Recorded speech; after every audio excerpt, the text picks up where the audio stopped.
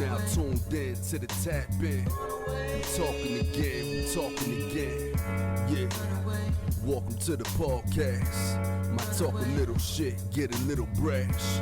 Might drink a little bit, smoke a little bit. Vibe a little bit, laugh a little bit. Yeah. Hosted by Foodie. Tell it like it is, only tell it real. Live every Tuesday, you know the deal. We talking again. You now tuned in to the tap in.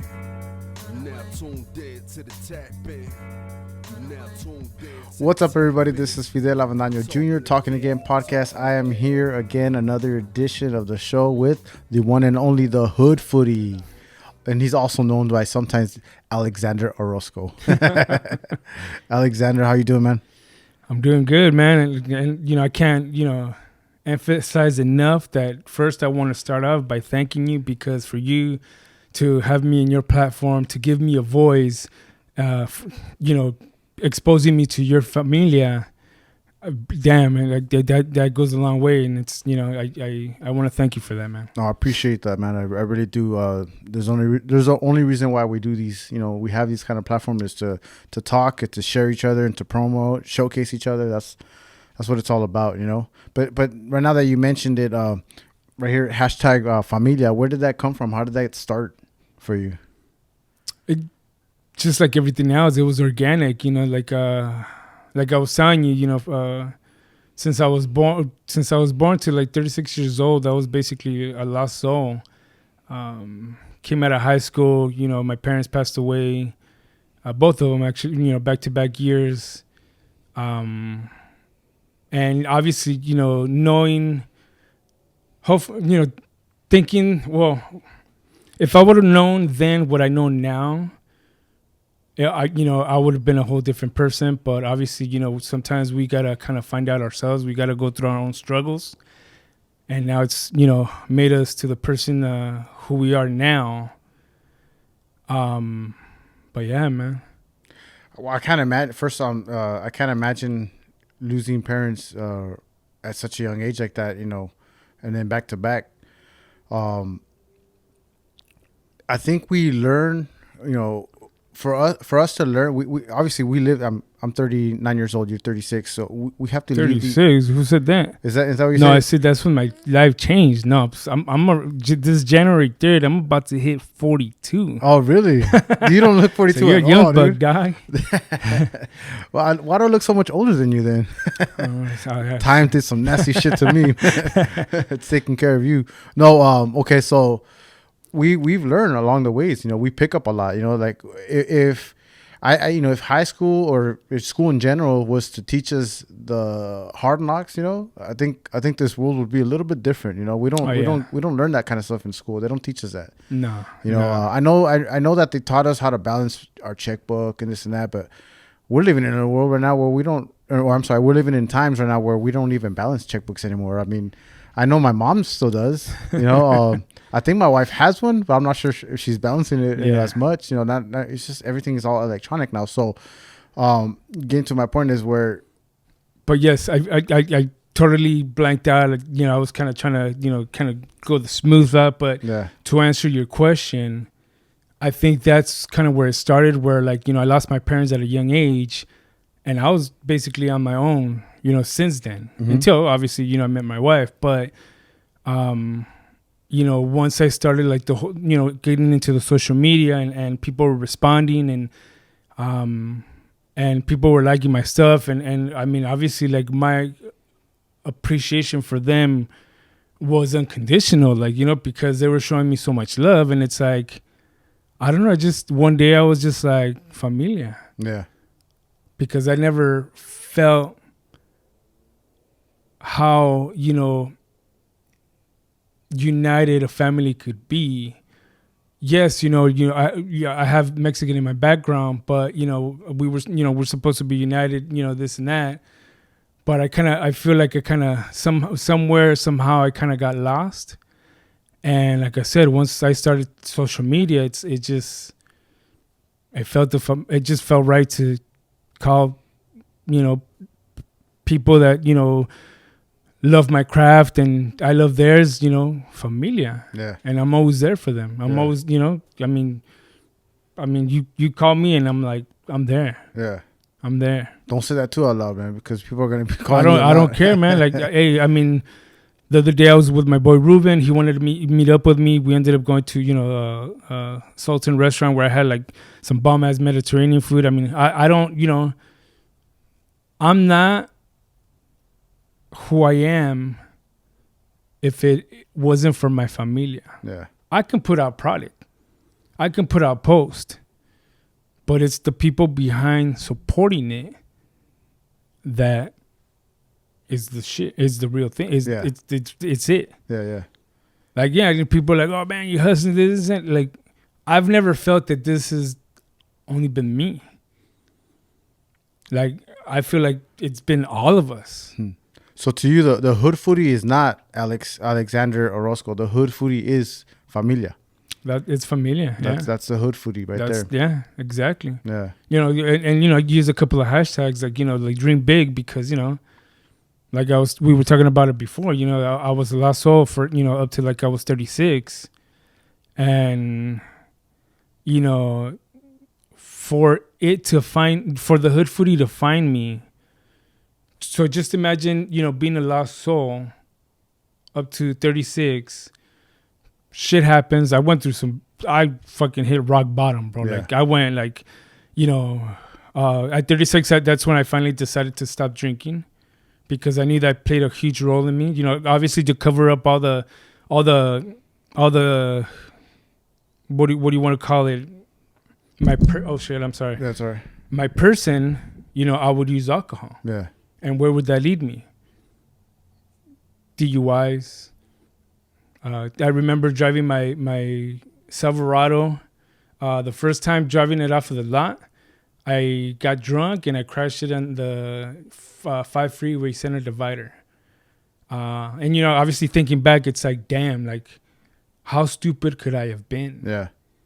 And, you know, like I said, it taught me something. And at 36, I was just like, I'm done with it. You know, I know alcohol played a huge role in my household. Like, I'm ending it now. Mm-hmm. And then, you know, I was like, okay, maybe this is the time to kind of actually start working on myself. Yeah, yeah. So I went to a psychiatrist, psychologist. I think I diagnosed myself with bipolar depression because I don't feel like real testing is not like somebody giving you a survey and basing that on your diagnosis. I need somebody to look into my brain, like how does it fucking work? Like, what can you do to fix it? Yeah. Don't just ask me questions. Right. But you know, yeah, I got diagnosed with bipolar depression. That was my first experience. Self-diagnosed, or did you actually get diagnosed? No, yeah, I was. Like I said, I kind of feel like I told the psychiatrist, like, this is what I have. This is what you need to give me. Yeah. You know, worst decision of my life, but at the same time, the best decision of my life, because, you know, that's when I found out that, you know, medication was not for me. Because, you know, I started having these like bad side effects to the medication, and next thing you know, like, me not knowing what medication is, I thought it was like a Tylenol. Like, oh, I'm just gonna fucking stop taking it. Take a pill, you'll feel better. I was like, I'm gonna just stop taking it from one day to the next. Well, what happens? I wake up. Well, no, I'm at work during lunchtime, contemplating suicide. Oh shit! And I'm in my truck, and the only reason why I didn't drive off was because the building had multiple companies, so there was a lot of double parking. Yeah. Well, there was somebody in front of me. And if that car wasn't there, I assure you, I would have driven off. Wow. Not knowing what could have happened. Yeah. And then, you know, but I got stuck in there. I'm calling my siblings, like, how do I explain this to my wife? Like, I can't put this on her. And, like, you know, they build me up for it. They build me up to it. And finally I got the boss to call her, and she's like, if you can hold off till the end of the day, I promise you that I'll take you to the hospital and we'll see what's up. Yeah. So first we went to a hospital, and I think it was Tarzana, and apparently they didn't have the equipment to treat me. So I ended up at a Mission Community Hospital in Panorama City, and I was diagnosed. I was admitted into a 5152 hold, which at first, like, I didn't understand, like, what 5150, 5152. Obviously, 5150. You're being held because they don't feel like you're capable to be around society or yourself for 72-hour hold. And then the 5152 is beyond the 72 hours. Oh, okay. So just longer time. So yeah, so basically I was basically in a sane asylum, and all they did is just, I was trying to get off of the meds. They were just fucking trying to put me back. Yeah. So I mean, it was an eye opener, bro. Like, have you ever watched the movie One Flew Over the Cuckoo's Nest? Yeah. Mm-hmm. Well, I fucking lived it, dog. Shit. I lived that shit. Like, Yeah. I was just trying to stay on my own. People screaming at me, this and that. Like, it was a sane asylum. And I said, you know what? I don't want to go back to this shit. Yeah. Like, I need to. During that time, were you able to comprehend what was going on, or were you just in a zone, mummied out? I was just like, no, because what the medication did to me is it kills you, bro. Yeah. Like, it kills you. It doesn't allow you to think. Yeah. Like, I was just like a dead body. Shit. So, glad that, I was still kind of like, I still had like, something in there. Like, I was like, no, like, as soon as I get out of here, I don't care. Like, I'm going to try to, take half a pill, reduce the dosage, and then just get off of it, period. Yeah. There were still side effects. I mean, bro, like, I remember just being in bed, bro, and like my wife on one side and my kids on the other, like, oh, please, be yourself again, laugh with the kids, play with the kids, we love you, this and that. And I feel for them, bro. Yeah. Like, I feel for them. And where does the best thing that ever happened to me come? Because right after that, I feel like that was my rock bottom. That was like, I couldn't get any lower than that. Yeah. So, that's when I started getting to more, like, I think I already had an account on Instagram. I was just not doing anything with it. But right after that, like, I started, there was a trend about, like, as you saw, like, everybody promoting on it, basically the new tool for marketing, right, was social media. Obviously, Instagram is one of the biggest. And one day I was just like, you know what? I'm gonna go to Lenchitas in Pacoima, spot that I grew up in. I'm gonna take a picture and I'm gonna post it. Yeah. Okay. Oh shit, 5 people liked it. All right, cool. Yeah, okay, let's see how many more people I can get, And it just so happened that I was not knowing what I was doing. I was basically, helping promote these small businesses at a time where social media was very commercialized in the foodie world. Mm-hmm. Like, you would only see people that had money to invest to buy that advertisement. Yeah, pay for like a professional food critic. So right? you would see like vlogs, you would see this, you would see that, like, lobsters, blah blah blah. And here I am, like, Lenchitas in Pacoima, Fat Burger in Reseda, like, all the spots that I grew up with. Yeah. And and then next thing you know, it's like, people start reaching out to me. They want me to certify the restaurant. They want to create dishes with me. They want to do they want my story to be told. Yeah. I started podcasting interviews. And it was crazy because I was looking at my peers and they had they had followings. Yeah. I've always considered myself a small following, but trust me, when I pitch somebody the familia, yeah, I fucking make them feel like we're a fucking million followers deep. Yeah, because we're organic, and it's just, I mean, there's just so much love out there for us, and like I said, like talking about sponsorship, right. McDonald's reached out to me when I was at 3,000 followings. 3,000? 3,000 followings. Oh, bro, I got so much hate by people that I already knew in the business. Yeah. People, Latinos that were in the business. Yeah.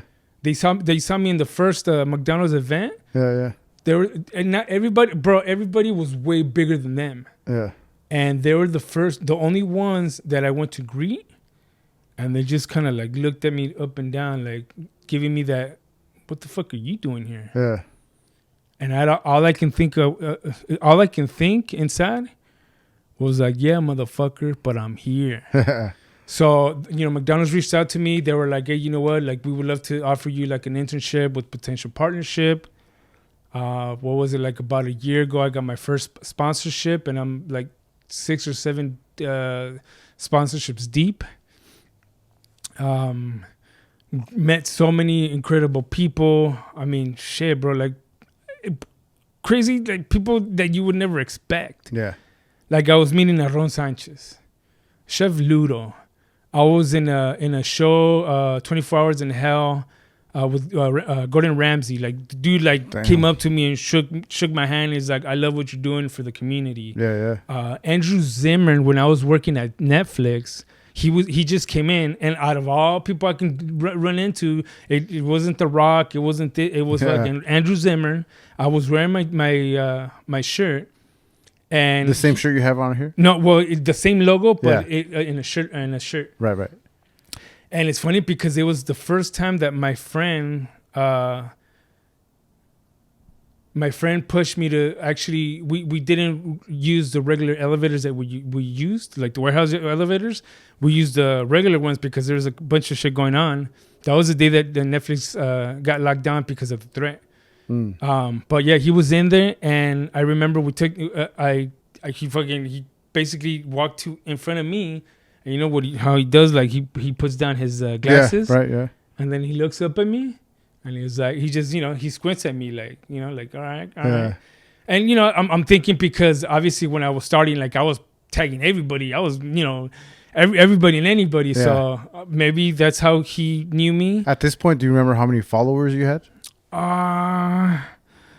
No. It could have been in the thousands. It could have been like maybe, let's say around 7,000. Mm-hmm.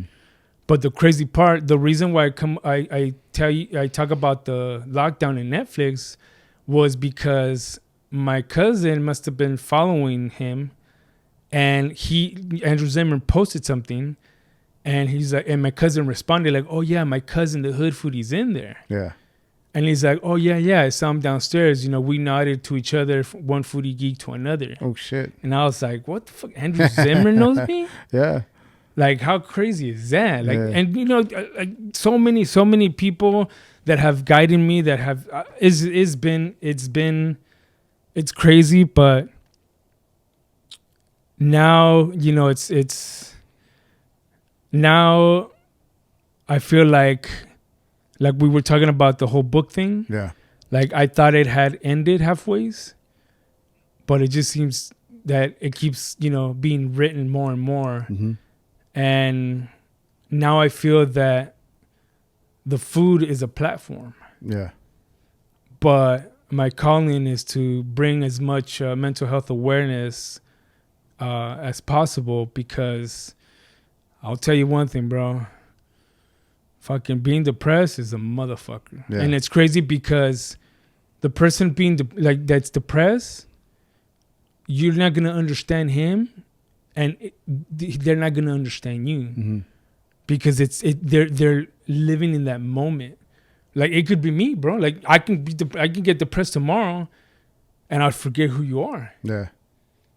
So it's the reason why I'm making it a thing that I want to bring mental health awareness is because the other day I actually posted on my stories, and it was not nothing to be negative about mental health, but bro, you would be surprised on how many people reached out, and they're like, I hope you're good, Hood Foodie, because I know I've been through that shit too.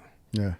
And my only purpose for that was to make sure that I knew that the familia had my back. Yeah. I wanted them to know that that I have their back. And regardless, bro, like I don't care who you are, what you are. I mean, fucking reach out to me. I am there. I will respond. Mm-hmm. I will respond.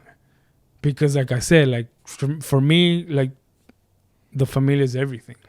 I think it's very important, that message that you just put out there, because a lot of people are out there right now that are probably going through something like this, and they think they're all alone. And even though they hear it all around them and people are talking about it, you're not the only one. There's a lot of people that are talking a lot openly about depression for whatever reason, because we don't know what's going on in their minds, right? They're just not taking that help and that advice. But I think it's very important, like you said, and you just reiterate, or I'll reiterate it for you, is that reach out, send that message, because you never know if that one message and that one person does reply. Send it out to 10, of the 10, if one person replies, there you go, it was worth it, right? But I think it is very important. Now, I was telling you that for someone like myself, I was one of those. I didn't get it. I don't understand. And still to this day, I can tell you right now that I still don't completely understand it. Which is understandable. So, but I was one of those machismos of get over it. Like we talked about it, just take a shot, eat a lemon, whatever. Get over it, right? Drink some 7-Up. Drink some 7-Up, but get over it. And it wasn't until I started doing this podcast that talking to people, and I was surprised that some of the people that I was looking at, and I'm like, how can you be depressed? You were, you ever depressed? How is that even possible? But they would sit here just like you are right here and look dead at me in the eyes and tell me that they went through that, and it's just like, how can I say that doesn't exist? I'd be a liar. I'd be lying to them if I can truly say that it didn't exist. So that's when I had to accept that that obviously this is a big issue. Well, no, but trust me, bro. Like I mean, if you, like you said, like if you don't believe in it, I'd rather you not believe in it than having to experience this shit.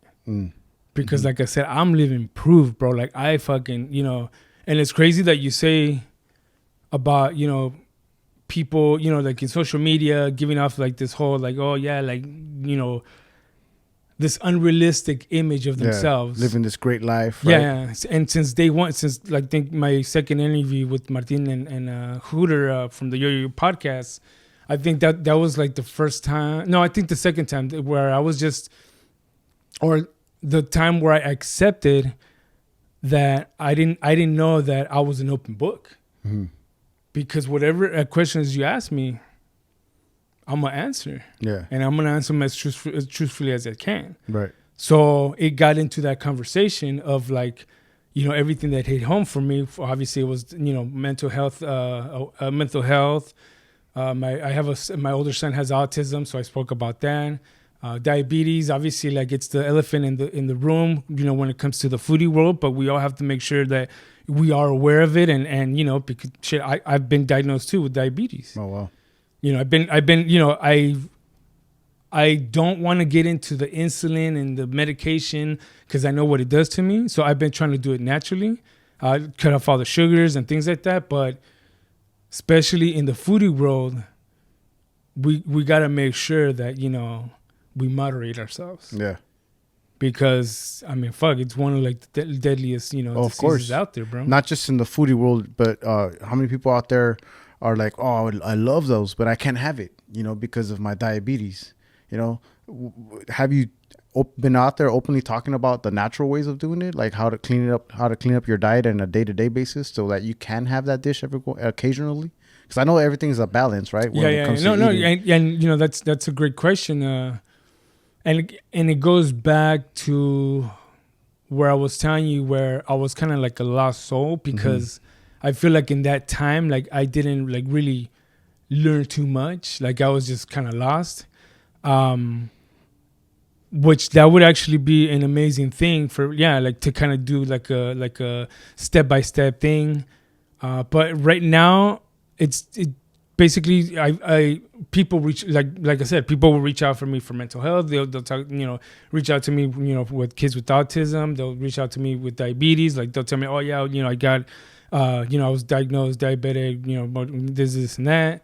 And, I mean, my approach to that is just giving that individual, guidance, or just letting them know, like, hey, you know, this is what worked for me was just like I cut off all the sugars. Yeah. Like I was drinking maybe about 4 to 5 2 liters of soda a day. That's a lot of soda, bro. That's not including all the other shit that I was consuming. Right, you know, coffee, sugar. Could have been a good day where, you know, it had some panecitos, some chocolate abuelita, like on top of that. Yeah. So I can just imagine how much fucking sugar was you know, I was taking in. And as soon as, you know, and it's crazy because, you know, when I was diagnosed diabetic, like you start seeing your body change. Yeah. Your legs, your everything.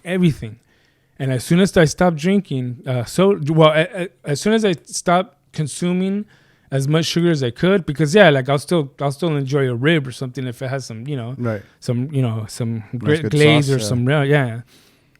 But yeah, like, but other than that, like that's why I was like, hey, hook it up with some mineral water or some like some cafe with like, you know, half and half, because you know it's minimal. Right. But yeah, I mean, to that point, that's actually pretty. That was an amazing question, but I'm not as confident to be able to put that out there and hold up a consistency or like, you know, because. Yeah, I wasn't referring to like you holding a lecture on it or anything. Okay, I think maybe just like you did now, you know, like hey, cut down your sugars, you guys, you know, like stuff like that, like a little bit more out there, you know, and. You know, just a thought and an idea, but you know, you mentioned already a few times about having a lost soul. You know, for 36 years, did you ever find out the root of it? Right, like what started it all, or have you? Or is that a work in progress? Is that something that we're still dealing with? We're going back to the book, because it's still being written. I mean, I don't want to say that it cuts off here, because I've gone through some more shit where I thought it was gonna stop. But you know, there's more to the book, and I mean, just recently you posted something. Healing yourself is the greatest comeback ever, right? Yes, and that's a reflection. Everything that I post is a reflection of me. Mm-hmm. Like somebody said the other day when they got asked, like, oh, you know, like where can we find your biography, or how can we find out about you? How can we find out more about you? Yeah. Look at my Instagram. I don't got nothing to hide. Yeah. So you look at my Instagram, I only put out there what feels right, what hits home. Mm-hmm. So we were talking about this earlier.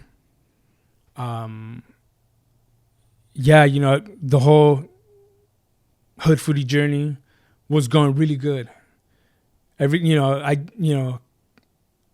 You always try to better yourself because you know you're being.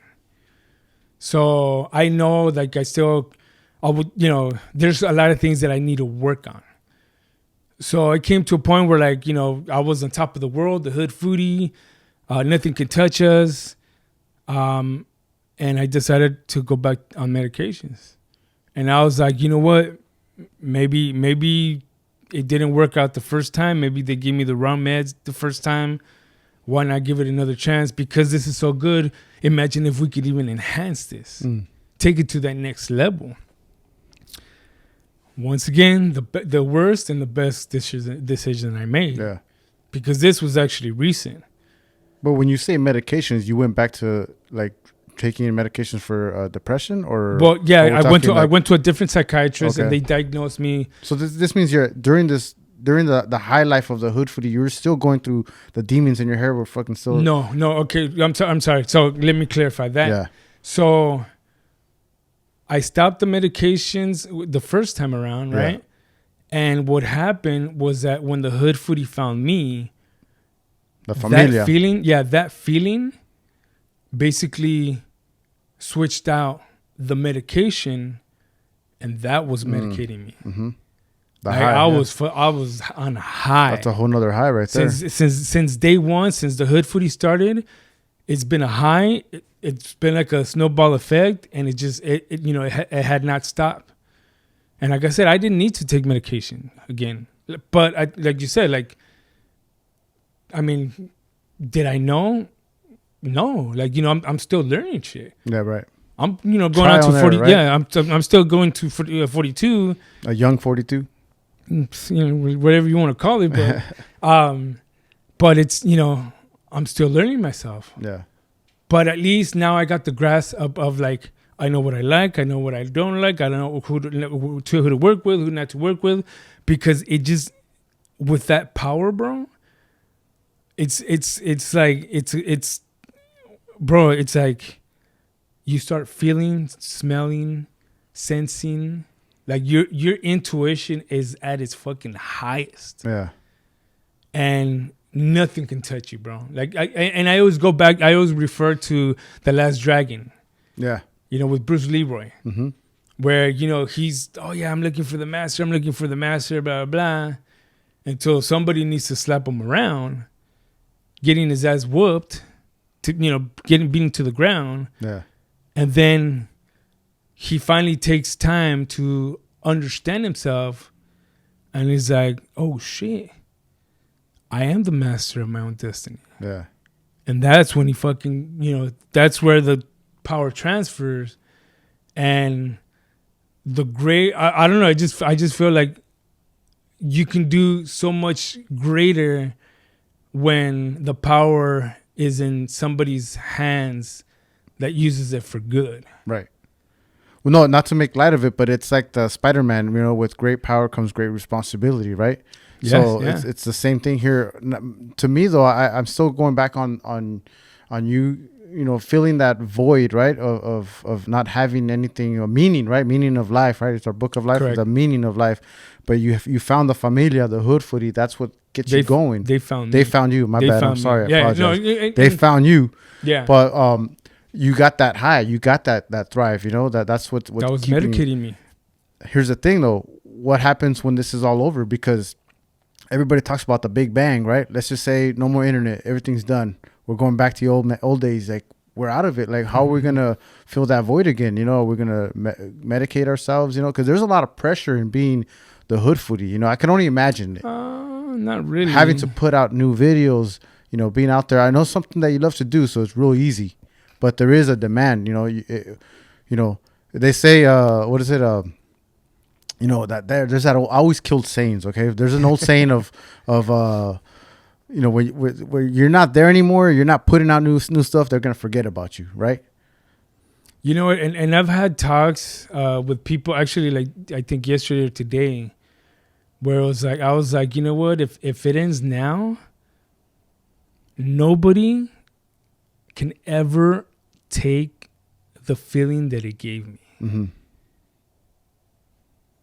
Yeah. I don't know where this is heading. Yeah. I never, I mean, if you would tell me like, oh yeah, like in 5 years, like, what's your plan? Like, like, are you going to be the hood foodie? And it's like, I don't know what I fell into. I'm still at odds the position that I hold. As to how you got here, huh? Yeah. Like, I just been doing me. Like I said, like, you want to know about me? Look at my social media. Yeah. I'm an open book. And yeah, it's I mean, nobody can take that away. And bro, like, because you can just imagine the feeling, man. It's just like, I feel like there's even like an aura around me, like, and like, as we were talking, everything was going good. But once again, I tried medication recently, and imagine taking a pill as a hood foodie at night, waking up, not knowing who you were. That's pretty deep. That's harsh. I can't imagine. I forgot who I was, bro. Yeah. I isolated myself from everybody. It's crazy how your wife and kids, you isolated yourself from them. There was no way I could get away from them. There was no way. Like, and I think the hardest thing for me the second time around was that my biggest fans are in my household, and for them to ask their mom, like, why isn't the Hood Foodie not going on, Mom?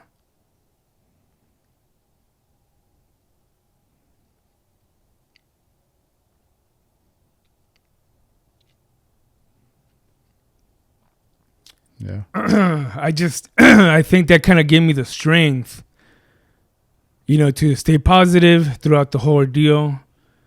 But, it actually happened to me, like a duration of like 6 months. I don't know if you guys noticed, but like I wasn't posting the normal, consistency. I was just like, it was just coming naturally. Like I was, reposting, posting. It's always been done naturally. Like, right. I've never looked for it. Like it's always come to me. And, when I would post about mental health, and like I said, I'm not gonna portray this, lavish lifestyle, because no, I'm still a hood. Yeah. I'm still the hood foodie. I'm still, trying to survive out here like everybody else. But, this is where the familia comes in so handy, because trust me, my cheeks were red, bro. My cheeks were red. All the fucking people that were slapping me around, like, wake your ass up. Yeah. Wake your motherfucking ass up. And I started thinking to myself, like, at first I was like, yeah, like, I don't know what I'm doing. Like, who's that? I didn't know we were inspiring people. Like, I didn't know we were inspiring businesses. I mean, it was just, the fact that all those people were reaching out to me, checking on me to see if I was good, I feel had the biggest part in me coming back from it. Just maybe I would say like a week and a half ago.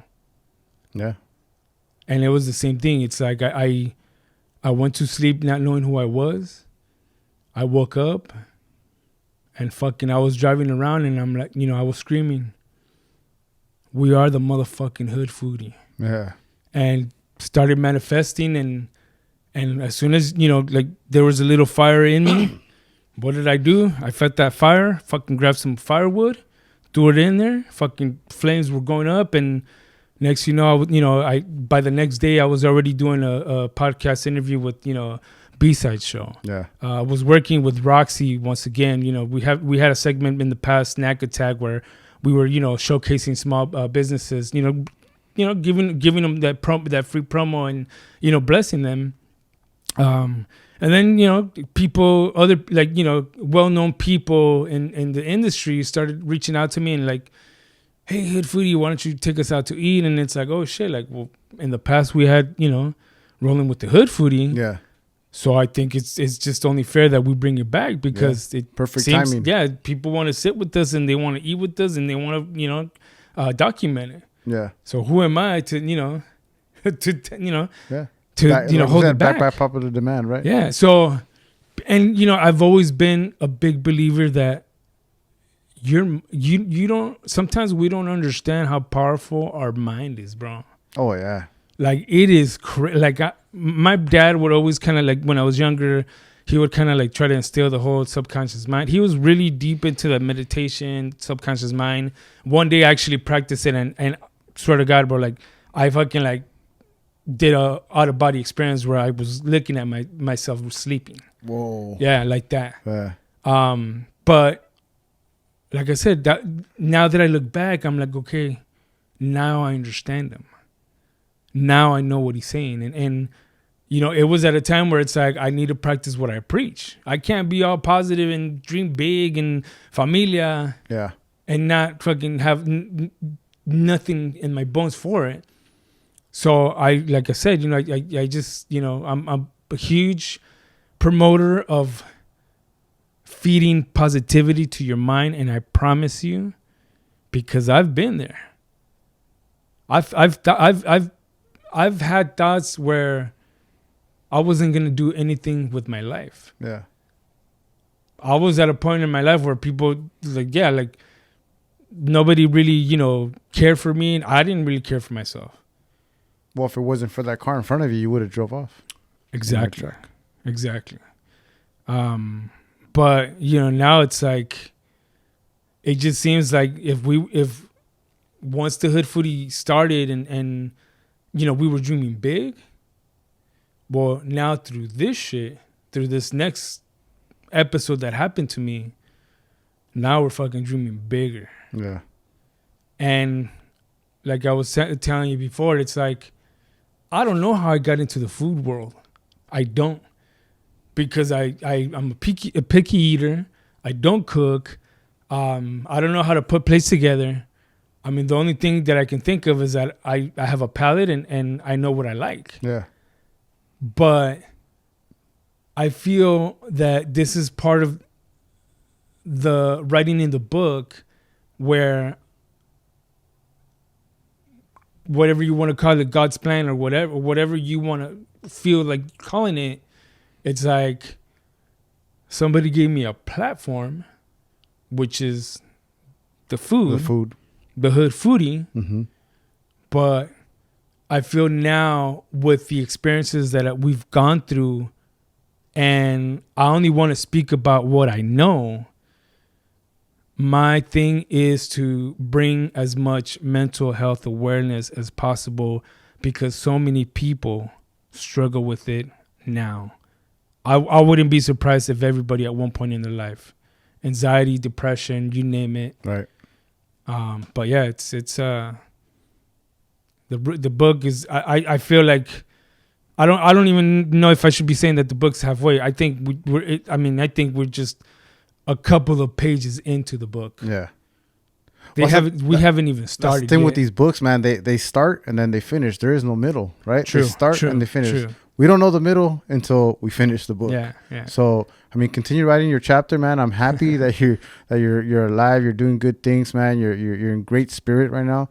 Oh so, man, it's a blessing, bro. It's definitely. I got back to that whole like, you know, my life is a blessing because damn, it's. I'm telling you, bro. The feeling is wow. It's just. It's unexplainable, man. It's just, you know, I just wish everybody can feel the same, you know? It's that high, you know, that high that everybody wishes they can get. I get a high after I record this, you know, this is my high. That's your passion. It's my passion. So once we're out of here, I'm like, I just feel, I can't sleep for 3 hours, you know? So it's just because I like doing this. And everybody, I recommend you guys find your high, you know? You're going to go through some bumps and bruises, but ask questions, you know?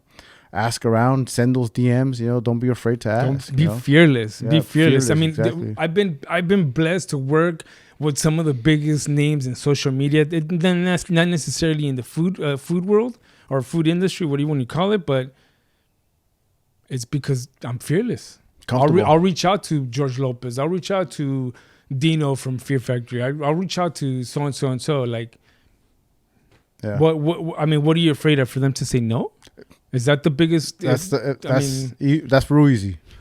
You're right. If that's the worst that's gonna happen is no. I mean, I've been said no before, you know, and it's okay. Yeah, it's okay. Cause then tell me, how the fuck does Andrew Zimmer know my name? Yeah. Or who know of me? Right. We gotta be fearless. Don't fucking hesitate. And like I said, I'm only, you know, preaching what I know, what I've experienced, and you just, you know. Take no for an answer. Dream big. You know, for me, like, you know, the whole positive, like, I didn't know I was being a positive role model, you know, but, you know, it's crazy. It's crazy. Yeah. Thanks again for coming on. This has been awesome. So that's it, man. Talking Again podcast. This is Fidel Avendano Jr. signing off with the Hood Foodie. Adios. Now tuned in to the tap in.